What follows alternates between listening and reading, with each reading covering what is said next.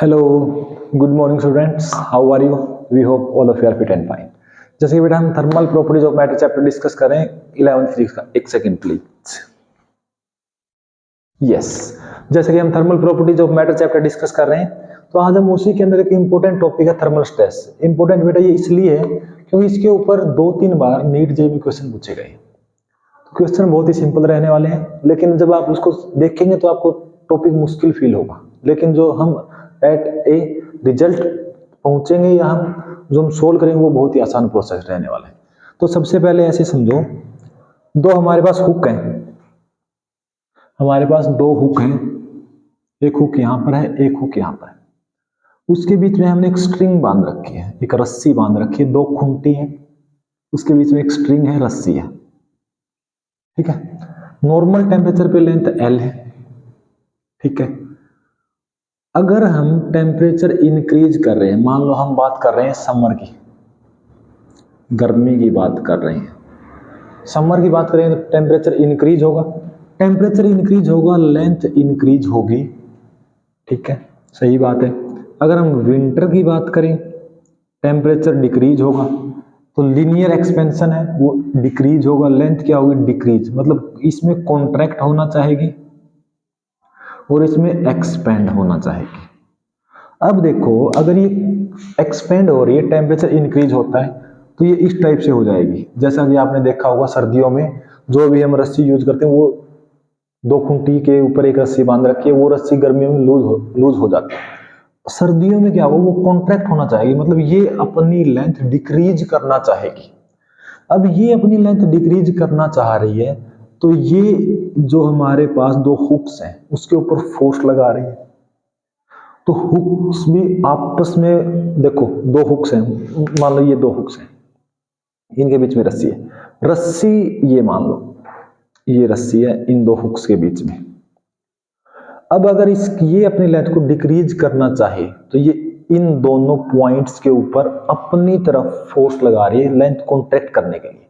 अब अगर ये इसको अपनी तरफ खींच रही है, तो ये भी एक रिस्टोरिंग फोर्स लगा रहा होगा अपनी तरफ। उस फोर्स का, उस स्ट्रेस का क्या नाम है? Thermal stress. उसका क्या नाम है? Thermal stress. वो हमें देखना है आज। ठीक है, दूसरा एग्जांपल देखो, दो हमारे पास दीवार है, एक दीवार यहां इस साइड है, एक दीवार यहां इस साइड है। इनके बीच में एक रोड है, मान लो एक अपने पास लोहे की, एक आयरन की रोड है। ठीक है, ये क्या है? Iron rod. और ये क्या है? वॉल। ये क्या है हमारे पास? वॉल। ऐसे समझो इसको भी, ये हमारे पास दो वो हैं, दो वॉल्स हैं, और ये इसके बीच में, एक्चुअल में ये ऐसा है।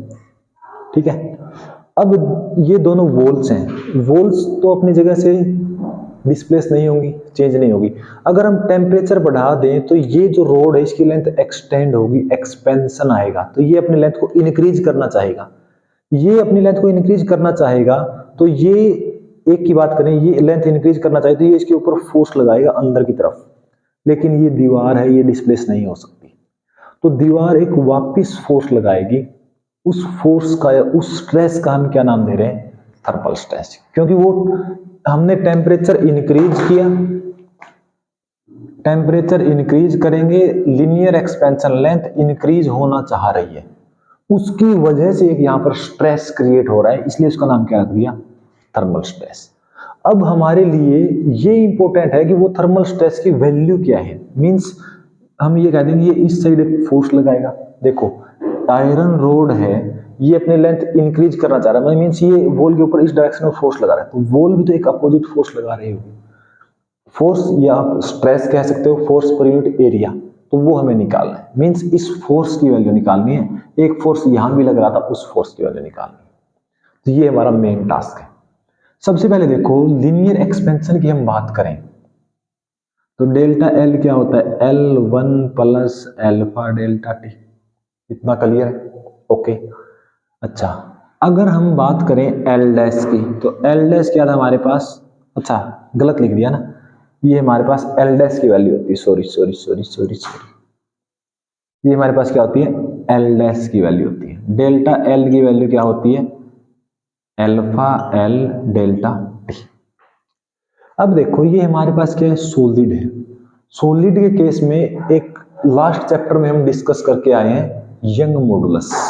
इसका यंग मॉडुलस डिफाइन होता है वाई से, और वाई का आपको फॉर्मूला ध्यान हो तो वाई क्या था? लॉन्गिट्यूडनल स्ट्रेस बाई में longitudinal strain, means force by में एरिया, लॉन्गिट्यूडनल स्ट्रेस हो गया, बाई में स्ट्रेन, स्ट्रेन क्या आएगा? Delta L by L.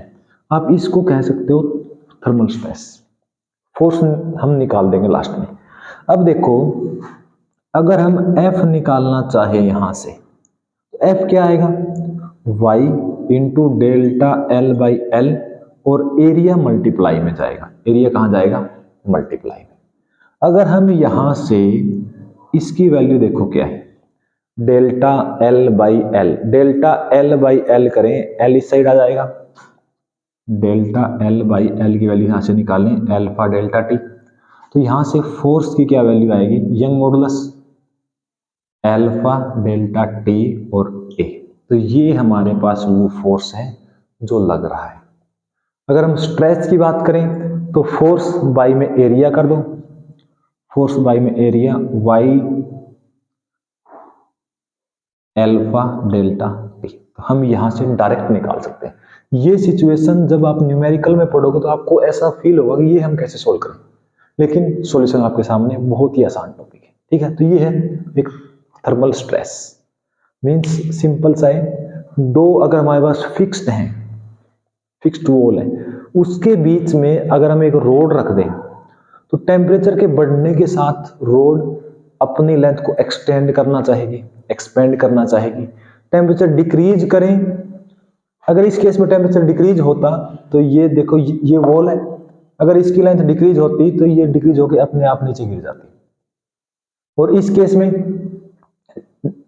जो हमने टेम्परेचर इंक्रीज किया, एक्सपेंड हुआ, तो ये वापस आ गई नीचे। कॉन्ट्रैक्ट हुआ तो ये दोनों साइड से टाइट है, मतलब दोनों साइड से बंधी हुई है टाइट, तो ये नहीं, ये गिर नहीं सकते नीचे। ठीक है, तो जो ये वॉल है या यहां पर हमने दो हुक्स लिए, उसके ऊपर जो रिस्टोरिंग फोर्स है वॉल या हुक्स का, उसको हम क्या कह रहे हैं? Restoring force per unit area का हम क्या नाम रख रहे हैं? Thermal stress.